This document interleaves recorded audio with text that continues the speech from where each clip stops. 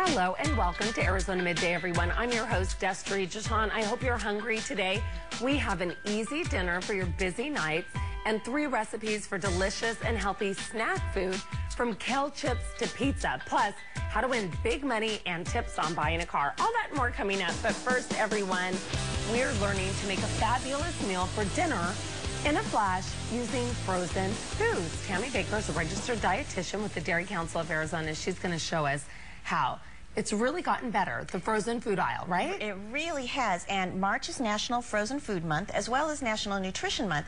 So it's important to kind of combine those two to eat healthy, and then when you have frozen things on hand, that can help fill in when you're out of fresh. Oh yeah, it makes a big difference, especially like me at home. I go through fruit and veggies fresh, like that. So it's great to have something. And you know, people don't realize it, but fresh fruit and vegetables sometimes are picked a little before they're actually ripe because they ripen as they're transported.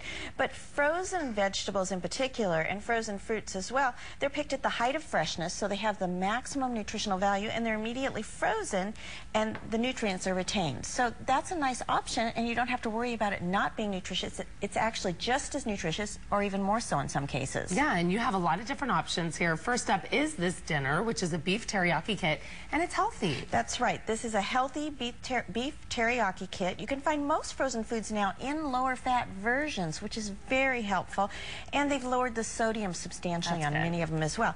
If you combine that with some milk, there's some rice with this, you have a complete meal.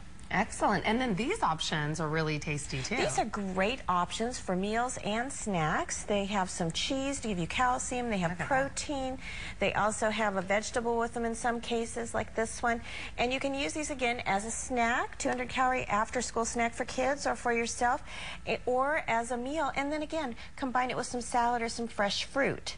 Other snack ideas, something like this smoothie is great. You just add some milk to it, or these lean pockets.